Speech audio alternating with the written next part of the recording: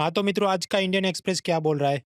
जज के घर जल गया कैश, कुणाल कामरे पे हो गया केस और रद्द हो गया गूगल टैक्स।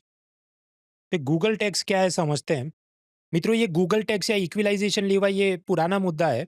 पिछले साल भी रद्द हुआ था, अभी फिर से रद्द हो गया। तो मेरे पुराने स्टूडेंट्स को 2 मिनट में मैं स्टोरी बता देता हूँ।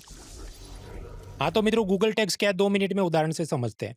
ये जो मेरी नई किताब है उसका मैंने advertisement Indian express, the Hindu वगैरह की वेबसाइट पे करवाना हो, तो ऐसी 5,000 वेबसाइट पे एड्स देने हैं तो मैं तो लंबा हो जाऊंगा।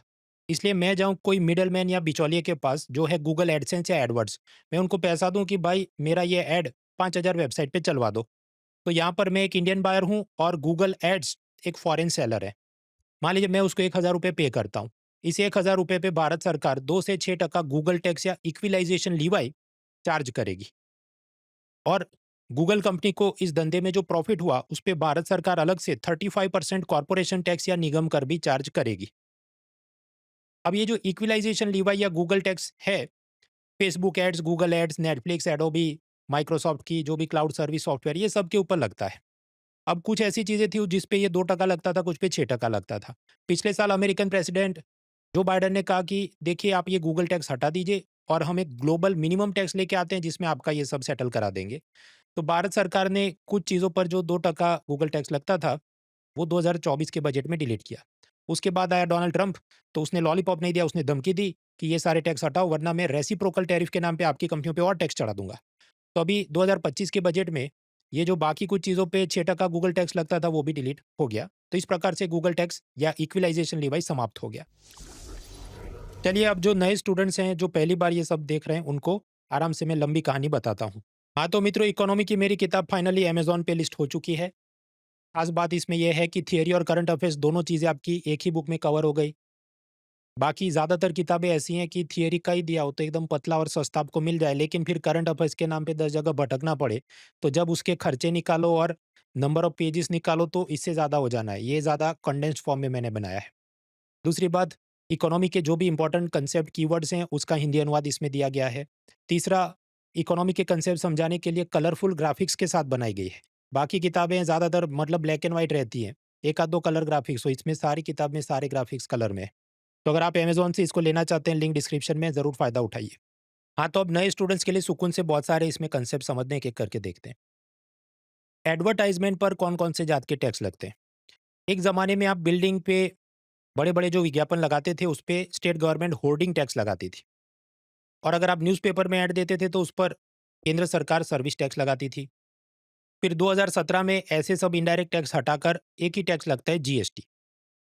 तो मान लीजिए कोई कोचिंग वाला अखबार में विज्ञापन देता है, 1 लाख रुपए का स्लॉट बुक हुआ और उस पे चढ़ा जीएसटी, तो जो जीएसटी है वो 2 हिस्सों में बढ़ जाएगा। आधा जीएसटी केंद्र सरकार को जाएगा जिसे हम कहते हैं central goods and services tax, और बाकी आधा स्टेट गवर्नमेंट को जाएगा जिसको हम बोलते हैं state goods and services tax. फिर मैं और आप ये जब अखबार खरीदते हैं, मान लो ₹20 का, तो उसके ऊपर और कोई जीएसटी नहीं है। मतलब उस स्टेज पे खत्म हो गया। अपने स्टेज पर, ग्राहक के स्टेज पे अखबारों पे कोई जीएसटी नहीं है।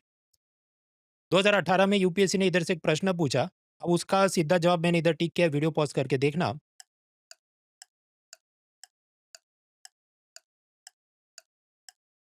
देखिए ये जवाब ऐसे क्यों बना वो भी मैं सिखा सकता हूँ, पर इसमें हम घुसे तो अपना मेन मुद्दा गूगल टैक्स रह जाएगा। मित्रों, पुराने वर्षों के topic wise question paper free में डाउनलोड कर सकते हैं। इंग्लिश और हिंदी दोनों भाषाओं में हमने 100% एक्यूरेट आंसर की बनाई है, क्योंकि ऑफिशियल यूपीएससी आंसर की के साथ मैच करके बनाई है। ये पीडीएफ अनअकैडमी की आप डाउनलोड कर सकते हैं फ्री में, लिंक डिस्क्रिप्शन में अवेलेबल है। तो चलिए अब समझते हैं कि ये डिजिटल एडवर्टाइजमेंट्स उसका क्या हिसाब है। कि मुझे एक साथ 5,000 वेबसाइट पे एड्स चलाने और मैं गूगल की मदद लेता हूँ। इस पर कितने जात के टैक्स लगेंगे तो आप नोट पेन लेके बैठना, क्योंकि काफ़ी ये जटिल चीज़ हो जाएगी। यहाँ पर मैं गूगल कंपनी से एक प्रकार से एडवर्टाइजमेंट सर्विसेज को इंपोर्ट कर रहा हूँ। तो क्योंकि मैं इंपोर्ट कर रहा हूँ इसलिए इस पे लगेगी कस्टम्स ड्यूटी या सीमा शुल्क। लेकिन टैक्स कितना लगेगा? 0%। क्योंकि डब्ल्यूटीओ का एक एग्रीमेंट है, उसके मुताबिक ऐसी डिजिटल सर्विस के इंपोर्ट पर टैक्स 0 होता है। उसके बाद क्योंकि मैं ये एड्स खरीद रहा हूँ, तो ये भी एक जात की सर्विस हुई, तो इस पर गुड्स एंड सर्विसेज टैक्स यानी जीएसटी लगेगा। 18% लगेगा, रिवर्स चार्ज से लगेगा, वो क्या है नेक्स्ट स्लाइड में देखते हैं। तीसरा, गूगल कंपनी के प्रॉफिट पर भारत सरकार 35% कॉर्पोरेशन टैक्स लगाएगी। और चौथा, ये जो सेलिंग प्राइस होगा उस पर एक इक्विलाइजेशन लीवाई या गूगल टैक्स लगेगा 2 से 6%। अब यहाँ जो पहले 2 थे कस्टम्स और जीएसटी, ये इनडायरेक्ट टैक्सेस है क्योंकि central board of indirect taxes and custom इसको कलेक्ट करता है। और नीचे के 2 जो हैं कॉर्पोरेशन टैक्स और गूगल टैक्स, ये डायरेक्ट टैक्सेस हैं क्योंकि central board of direct taxes इसको कलेक्ट करता है। अब ये जीएसटी और उसका रिवर्स चार्ज समझ लेते हैं। आप जानते हैं जीएसटी एक इनडायरेक्ट टैक्स है। तो मैं एक भारतीय बिजनेसमैन जियो ब्रॉडबैंड खरीदता हूँ, तो मैंने सीधा भारत सरकार में जीएसटी नहीं जमा करना। मैं मुकेश भाई को 1000 रुपए और उस पे 18% जीएसटी दूंगा, उसमें से वो 18% जीएसटी भारत सरकार में जमा करेंगे क्योंकि जीएसटी इनडायरेक्ट टैक्स है। अब उसी लॉजिक पे अगर मैं गूगल कंपनी से एड स्लॉट खरीद रहा हूँ, तो मैंने price plus GST Google company को देना चाहिए। गूगल कंपनी ने भारत सरकार में जमा करना चाहिए, लेकिन वो लोग हाथ खड़े कर देंगे कि देखिए हम तो भारत के अंदर जीएसटी रजिस्टर्ड सप्लायर नहीं है। अगर वो ऐसा बोल दें कि वो तो विदेश में रहते हैं, अपना जीएसटी नंबर नहीं है, तो फिर जो इंडियन बिजनेसमैन है, उसी ने जीएसटी सीधा सरकार में जमा करना पड़े। तो ऐसे केस में ऐसा होगा कि मुझे 18% जीएसटी सरकार में जमा करना पड़े, क्योंकि गूगल कंपनी वो जमा नहीं करेगी। इसे कहेंगे रिवर्स चार्ज मैकेनिज्म, यानी ग्राहक खुद ही जीएसटी सीधा सरकार में जमा करे। अब आप कहेंगे तो क्या हर एक कस्टमर ने ऐसा डिपॉजिट करना पड़ेगा? जवाब है नहीं। नॉर्मल बायर ने ये सब नहीं करना है। लेकिन मान लीजिए कोई बिजनेसमैन ऐसा सब खरीद रहा है और उसको उस टैक्स पर इनपुट टैक्स क्रेडिट या आईटीसी का बेनिफिट चाहिए, तो फिर उसको ये सब प्रोसेस में से गुजरना होगा। ये इनपुट टैक्स क्रेडिट क्या है, वो जीएसटी पॉपकॉर्न पे कितने जात के लगते हैं, उसका मैंने अलग वीडियो बनाया था, उसमें आराम से समझना। तो जीएसटी देख लिया, कस्टम्स देख लिया। अब तीसरा मुद्दा आता है गूगल कंपनी के प्रॉफिट पे कॉर्पोरेशन टैक्स। मान लीजिए ये जो डिजिटल एड्स में परचेस कर रहा हूँ, उसका गूगल कंपनी का कॉस्ट प्राइस है 700, उस पे गूगल कंपनी को प्रॉफिट चाहिए 300, यानी सेलिंग प्राइस 1000 रुपए वो मुझसे चार्ज कर रहे हैं। तो ये जो प्रॉफिट गूगल कंपनी को हो रहा है कितना, 300 रुपए, उस पे पहले भारत सरकार 40% कॉर्पोरेशन टैक्स यानी निगम कर लगाती थी। भारत की कंपनियां तो कम टैक्स लगता है, ये विदेशी कंपनी इसलिए इस पे ज्यादा 40% लगता था। हालांकि फिर 2024 के बजट में इसको कम करके 35% कर दिया था। तो कॉर्पोरेशन टैक्स का हिसाब खत्म। अब चौथा आता है गूगल टैक्स या इक्विलाइजेशन लीवाई। तो ये जो सेलिंग प्राइस था 1000 रुपए, इसके ऊपर भारत सरकार 2 से 6% इक्विलाइजेशन लीवाई लगाती थी और उसको गूगल टैक्स का निकनेम दिया गया था। अब प्रश्न हमें ये भी होगा कि भाई जब इतने सारे टैक्स है तो अलग से ये एक और गूगल टैक्स लेने की क्यों जरूरत पड़ी? और उसका जवाब है क्योंकि ये गूगल जैसी कंपनियां डबल टैक्सेशन अवॉइडेंस अग्रीमेंट यानी डीटीडबल ए का मिसयूज कर रही थी। अदानी जो इंडियन बिजनेसमैन है, अगर वो मॉरिशस में जाके बिजनेस करते हैं, उसमें प्रॉफिट कमाते हैं, तो क्या उस पर इंडियन गवर्नमेंट टैक्स मांग सकती है? हाँ। क्या उस पर मॉरिशस गवर्नमेंट टैक्स मांग सकती है? जवाब है ना। So that is double taxation avoidance agreement. दो सरकार टैक्स नहीं मांगेगी, कोई एक मांगेगी कि आप कहाँ से आए हैं। Reverse is also true. अगर मॉरिशस का कोई बिजनेसमैन भारत में धंधा करता है और उसको प्रॉफिट होता है, तो क्या भारत सरकार टैक्स मांगेगी? जवाब है नहीं। मॉरिशस सरकार टैक्स मांगेगी? जवाब है हाँ। और मित्रों, भारत के मुकाबले मॉरिशस में बहुत कम टैक्स रहते हैं, 0 to 3%। इसलिए गूगल जैसी कंपनियां वहां रजिस्टर करके भारत में आती ताकि भारत के टैक्स से बचा जा सके। तो नॉर्मल भी कुछ बिजनेस करे तो मुश्किल से 3% 5% ऐसा टैक्स लगता है। ऐसा क्यों है?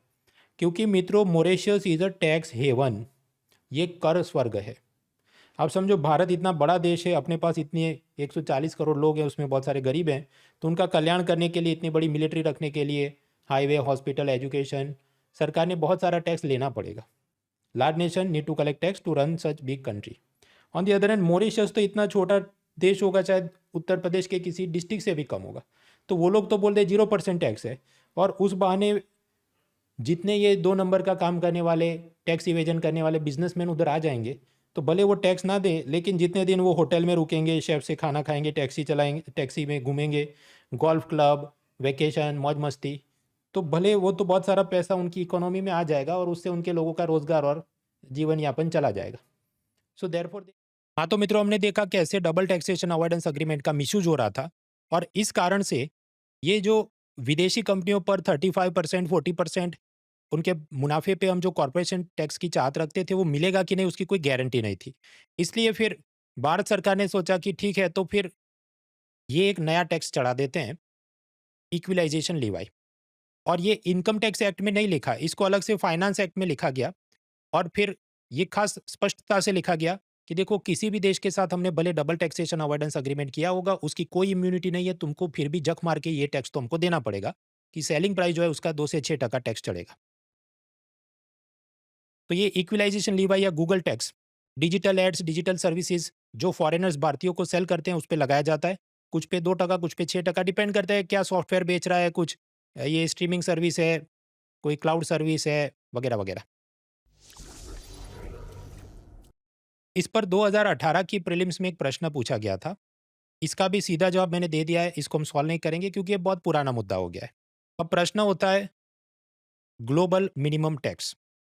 देखिए ये जो मल्टीनेशनल कंपनियां हैं गूगल, फेसबुक, अमेज़न वगैरह, वो ऐसे सब टैक्स हेवन और उनका जुगाड़ लगा के हमेशा कोशिश करती हैं कि डेवलपिंग कंट्रीज़ भारत जैसे विकासशील देशों को टैक्स नहीं देना पड़े। इससे लड़ने के लिए इंटरनेशनल लेवल पर एक संधि यानी ट्रीटी की कोशिश हो रही है जिसे कहते हैं ग्लोबल मिनिमम टैक्स। जब ये साइन हो जाएगा तो फिर ऐसी सब कंपनियों ने जक मार के जहाँ वो प्रॉफ़िट कमाते हैं, मान लो भारत में, श्रीलंका में, जिधर भी, उस देश को उन्होंने टैक्स भरना पड़ेगा।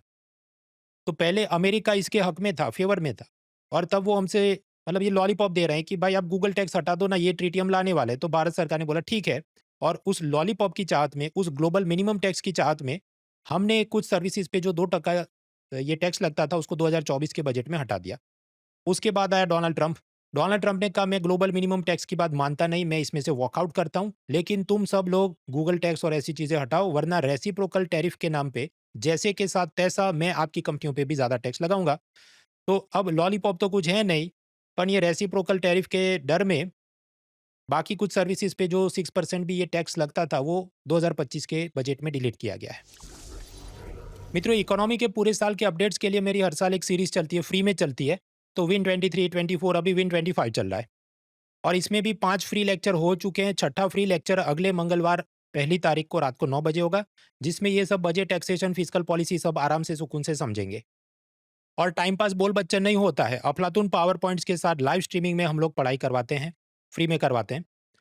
अफलातून पावर पॉइंट अलग से होता है, रैपिड रिवीजन के लिए हैंडआउट अलग से दिया जाता है और ये सब फ्री सीरीज मेरी चलती है। तो अवश्य फ़ायदा उठाइए। बाकी डिटेल्स आपको munal.org/win25 पे मिल जाएंगी। An academy. Let's crack it.